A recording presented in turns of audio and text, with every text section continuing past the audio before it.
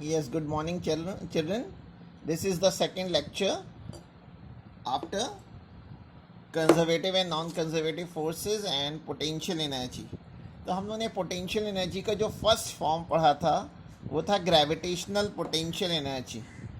अब चिल्ड्रन हम लोग देखेंगे इलास्टिक पोटेंशियल एनर्जी.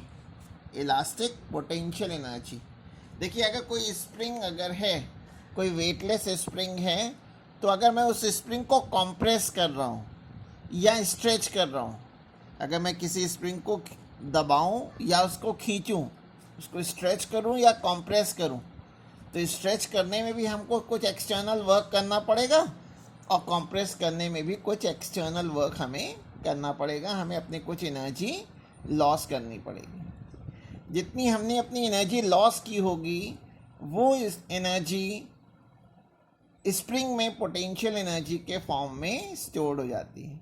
उसी को हम लोग बोलते हैं इलास्टिक पोटेंशियल एनर्जी. तो मैंने इलास्टिक पोटेंशियल एनर्जी की डेफिनेशन लिखी हुई है. इलास्टिक पोटेंशियल एनर्जी की डेफिनेशन लिखी हुई है कि when a spring is stressed और compressed, work has to be done due to the elasticity of the spring. Spring के इलास्टिक नेचर की वजह से हमें कुछ वर्क करना पड़ता है उसको स्ट्रेच करने में या कंप्रेस करने में. जितना भी हम वर्क करते हैं, this work done is stored in the spring in A form of potential energy called elastic potential energy. अब जैसे ग्रेविटेशनल पोटेंशियल एनर्जी का फॉर्मूला हम लोग ने mgh पढ़ा था, वैसे अब हमें इलास्टिक पोटेंशियल एनर्जी का फॉर्मूला देखना है. ठीक है, इलास्टिक पोटेंशियल एनर्जी का क्या फॉर्मूला होता है वो हम लोगों को देखना है. तो मैंने इस फिगर में एक रिजिड सपोर्ट को दिखा रखा है. इससे एक वेटलेस स्प्रिंग को अटैच कर दिया और इसके एक एंड पे स्मॉल m मास का कोई ब्लॉक बांध दिया है. इस स्प्रिंग को हम लोग वेटलेस लेके चलेंगे चिल्ड्रन, और ये जो ब्लॉक है एक स्मूथ हॉरिजॉन्टल सरफेस पे रखा हुआ है. फ्रिक्शनलेस सरफेस पे ये बॉडी रखी हुई है, ब्लॉक रखी हुई है. जो फिगर ए है, फिगर ए पहला वाला फिगर, अभी स्प्रिंग अपने नॉर्मल स्टेट में है, यानी इसमें कुछ भी इसको ना तो कंप्रेस किया गया है ना ही इसको स्ट्रेच किया गया है.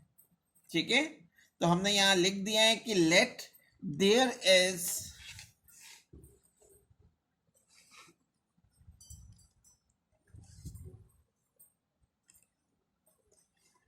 a massless spring fixed at rigid support O.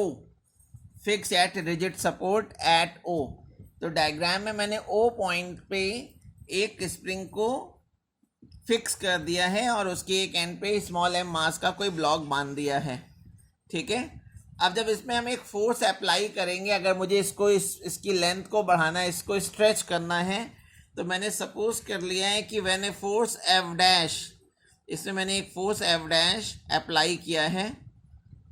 When a force F dash is applied on it to increase its length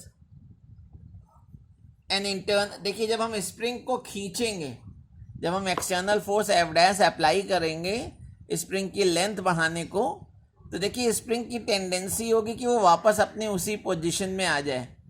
तो जिधर मैं एक्सटर्नल फोर्स स्ट्रेच करने के लिए लगाऊंगा तो उसकी ऑपोजिट डायरेक्शन में, एक्सटर्नल फोर्स की ऑपोजिट डायरेक्शन में एक फोर्स लगता है जिसको हम लोग बोलते हैं internal restoring force. Internal restoring force, external force और इंटरनल रीस्टोरिंग फोर्स हमेशा इक्वल होते हैं. तो एक साइंटिस्ट थे हुक्स, रॉबर्ट हुक, उन्होंने बताया था कि जो रीस्टोरिंग फोर्स होता है चिल्ड्रन, वो डायरेक्टली प्रोपोर्शनल होता है इंक्रीज इन लेंथ. जैसे इस डायग्राम में देखिए, सेकेंड फिगर में देखिए, मैंने external force F dash apply किया है. पहले फिगर में तो ये नॉर्मल पोजीशन है. सेकेंड पोजीशन में मैंने फिगर में दिखाया कि ब्लॉक M को स्मॉल x डिस्टेंस A से B तक डिस्प्लेस किया है. ये एक्सटर्नल फोर्स है. एक्सटर्नल फोर्स के बराबर लेकिन ऑपोजिट डायरेक्शन में जो फोर्स लगता है उसको हम लोग रीस्टोरिंग फोर्स कहते हैं. और हुक ने बताया था कि जो इंटरनल रीस्टोरिंग फोर्स होगा, यानी जो F होगा, वो हमेशा डायरेक्टली प्रोपोर्शनल होगा x की. तो मैंने यहीं पे लिख दिया है कि F F is directly proportional to x, ठीक है, F is directly proportional to x. और जब इस प्रोपोर्शनल साइन को हटाते हैं, जब इस प्रोपोर्शनल साइन को हटाते हैं तो यहाँ पे एक कांस्टेंट के लगा देते हैं, मतलब F is directly proportional to x, और जब इस प्रोपोर्शनल साइन को हटाया तो यहाँ एक कांस्टेंट के लगा दिया विथ माइनस साइन। इसमें के को हम लोग कहते हैं force constant of a spring, या स्प्रिंग कांस्टेंट भी बोल देते हैं। और आगे जो माइनस साइन लगा हुआ है वो ये शो कर रहा है कि रीस्टोरिंग फोर्स एफ और इलॉन्गेशन एक्स एक दूसरे के ऑपोजिट डायरेक्शन में होगा। जिधर लेंथ इंक्रीज करेगी रीस्टोरिंग फोर्स उसके ऑपोजिट डायरेक्शन में लगेगा। सिमिलरली जब स्प्रिंग को कंप्रेस करेंगे, दबाएंगे, तो स्प्रिंग जब इसको कंप्रेस करेंगे तो ए से सी डायरेक्शन में कंप्रेस होगी तो रीस्टोरिंग फोर्स उसकी ऑपोजिट लगेगा। हमेशा रीस्टोरिंग फोर्स कंप्रेशन या इलॉन्गेशन के ऑपोजिट डायरेक्शन में लगती है। तो यहाँ पे जो के आपको समझ में आ गया होगा कि ये के जो है वो फोर्स कांस्टेंट है, force constant of a spring, ठीक है। अच्छा, और अभी मैंने आपको बताया कि जो एक्सटर्नल फोर्स होता है वो इक्वल होता है किसकी, इंटरनल रीस्टोरिंग फोर्स की, यानी एफ डैश की जो वैल्यू होगी चिल्ड्रन वो एफ के इक्वल होगी, डायरेक्शन ऑपोजिट होगी। तो अगर मुझे एफ डैश की वैल्यू निकालना है, एफ डैश कैलकुलेट करना है, तो हम माइनस एफ के इक्वल ले लेंगे, क्योंकि एफ डैश और एफ एक दूसरे के ऑपोजिट डायरेक्शन में लग रहे हैं। तो जब अब मैंने यहाँ पे एफ की वैल्यू रख दी, एफ की वैल्यू इक्वेशन 1 से माइनस के एक्स पुट कर दिया, तो ये आ गया F is equal to k x, ठीक है।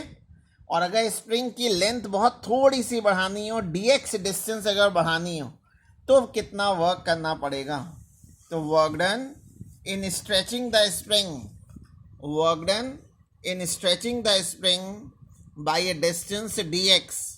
अगर डी एक्स डिस्टेंस स्प्रिंग को स्ट्रेच करना है तो वर्क का फॉर्मूला होता है फोर्स इनटू डिस्प्लेसमेंट, तो F dash dot d x हो गया, ठीक है, F dash d x. F dash की वैल्यू मैंने इक्वेशन 2 से पुट कर दी है, इक्वेशन 2 से एफ डैश की जगह के एक्स रख दिया और डी एक्स लिख लिया। लेकिन इनिशियली अगर आप डायग्राम में देखें, फिगर ए में देखें, फिगर ए में इंक्रीज इन लेंथ शुरू में तो 0 थी, एक्स की वैल्यू 0 है, और फिर 0 से स्मॉल एक्स डिस्टेंस तक स्प्रिंग की लेंथ हमें बढ़ानी है।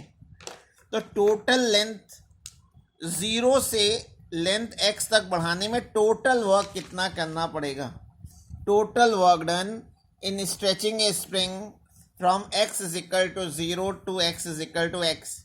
तो अगर टोटल वर्क डन निकालना है तो जब भी टोटल निकालते हैं फिजिक्स में तो हम लोग इंटीग्रेट कर लेते हैं तो ये 0 टू x डी डब्ल्यू की वैल्यू ऊपर से रख दे रहा हूँ, डी डब्ल्यू की वैल्यू पुट कर दिया, डी डब्ल्यू की वैल्यू थी के एक्स डी एक्स, के कॉन्स्टेंट है चिल्ड्रन तो इसको मैंने बाहर निकाल लिया, और एक्स डी एक्स, एक्स का इंटीग्रेशन होता है एक्स स्क्वायर बाई 2, और जो ये लिमिट्स होती है 0 टू x इसको ब्रैकेट के बाहर लगा लेते हैं, ठीक है।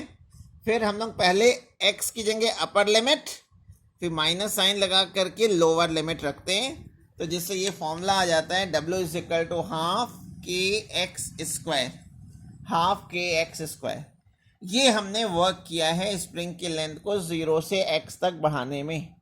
जितना भी चिल्ड्रन हम लोग वर्क करते हैं लेंथ को बढ़ाने में, वो स्प्रिंग में पोटेंशियल एनर्जी के फॉर्म में स्टोर्ड हो जाता है, उसी को हम लोग इलास्टिक पोटेंशियल एनर्जी कहते हैं। तो जरा एक बार फिर से देखिएगा, तो इलास्टिक पोटेंशियल एनर्जी चिल्ड्रन क्या होती है, ठीक है। तो जब हम किसी स्प्रिंग को स्ट्रेच करते हैं या कंप्रेस करते हैं, जब हम किसी स्प्रिंग को स्ट्रेच करते हैं या कंप्रेस करते हैं तो इलास्टिक नेचर की वजह से हमें कुछ एक्सटर्नल वर्क करना पड़ता है, उसको उसकी लेंथ को बढ़ाने के लिए या उसको कंप्रेस करने के लिए। जितना भी हम वर्क करते हैं स्ट्रेच करने के लिए या कंप्रेस करने के लिए, वो उस स्प्रिंग में पोटेंशियल एनर्जी के फॉर्म में स्टोर्ड हो जाता है। जिसको हम लोग बोलते हैं इलास्टिक पोटेंशियल एनर्जी। ठीक है, तो यहाँ पे अब हम लोग ने डायग्राम दिखाया इलास्टिक पोटेंशियल एनर्जी का। मुझे डेरिवेशन करना था तो मैंने दिखा दिया है कि एक वेटलेस स्प्रिंग है जिसके एक एंड पे स्मॉल एम मास का ब्लॉक बांध दिया गया है किसी रिजिड सपोर्ट से। ये फिगर ए बिल्कुल नॉर्मल स्टेट है। नॉर्मल स्टेट मीन्स जब हमने कोई भी एक्सटर्नल फोर्स अप्लाई नहीं किया है। जब हमने कोई एक्सटर्नल फोर्स नहीं अप्लाई किया तो उसको हम लोगों ने फिगर ए में दिखा रखा है। फिर मैंने क्या किया है कि स्मॉल एम मास के ब्लॉक पर एक external force F dash apply किया है। ये ब्लॉक जो है स्मूथ सरफेस पे रखा हुआ है, फ्रिक्शन लेस सरफेस पे रखा है।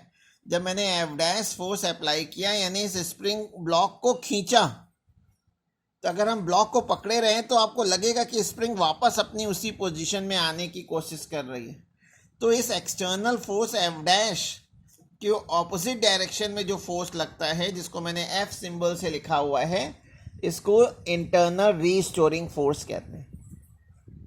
अगर स्प्रिंग को मैंने स्मॉल एक्स डिस्टेंस तक खींचा है तो हुक ने बताया था, रॉबर्ट हुक ने बताया था कि जो ये फोर्स एफ होता है यानी रीस्टोरिंग फोर्स एफ जो है वो हमेशा डायरेक्टली प्रोपोर्शनल होगा स्मॉल एक्स के। यानी F is directly proportional to x, जैसा मैंने यहाँ पे लिख रखा है। और फिर जब इस प्रोपोर्शनल साइन को हटाते हैं तो एक कांस्टेंट के लगा देते हैं विथ माइनस साइन। इसमें के कांस्टेंट है जिसको बोलते हैं force constant of a spring. Force constant of a spring. और नेगेटिव साइन बता रहा है कि रीस्टोरिंग फोर्स एफ और इंक्रीज इन लेंथ एक्स एक दूसरे के ऑपोजिट डायरेक्शन में होंगे। अगर स्प्रिंग की लेंथ बढ़ेगी तो रीस्टोरिंग फोर्स उसको कम करने की कोशिश करेगा, और अगर स्प्रिंग को आप कंप्रेस करेंगे यानी उसकी लेंथ को कम करेंगे तो रीस्टोरिंग फोर्स उसको बढ़ाने की कोशिश करेगा, यानी उसको अपनी इनिशियल स्टेट में लाने की कोशिश करेगा। और आपको यहाँ दिख रहा था कि जो एक्सटर्नल फोर्स है और रीस्टोरिंग फोर्स मैग्नीट्यूड में सेम और डायरेक्शन में अपोजिट होते हैं। तो अगर मुझे एफ डैश की वैल्यू फाइंड आउट करना है तो मैं एफ के आगे अगर माइनस साइन लगा लूँ तो मुझे एफ डैश पता चल जाएगा। वही मैंने यहाँ पे किया है। तो एफ डैश की जो वैल्यू होगी माइनस एफ के इक्वल होगी, और एफ की वैल्यू मैंने इक्वेशन 1 से रख दिया। माइनस के एक्स था और एक माइनस साइन आगे लगा हुआ है तो माइनस माइनस प्लस हो गया। अगर स्प्रिंग को dx डिस्टेंस डिस्प्लेस करना है तो कितना वर्क करना पड़ेगा? तो वर्क का फॉर्मूला फोर्स इनटू डिस्प्लेसमेंट होता है, तो एफ डैश dx हो जाएगा। एफ डैश की वैल्यू मैंने इक्वेशन 2 से रख दिया kx, तो ये kx dx हो गया। तो स्प्रिंग की लेंथ 0 से x डिस्टेंस तक बढ़ाने में टोटल कितना वर्क करना पड़ेगा? Total work done in increasing the length of a spring from 0 to x। 0 से x तक लेंथ बढ़ाने में टोटल वर्क निकालना है। जब भी टोटल निकालते हैं तो इंटीग्रेट कर लेते हैं। तो मैंने लिख लिया integration between 0 to x dw की वैल्यू रख दी kx dx।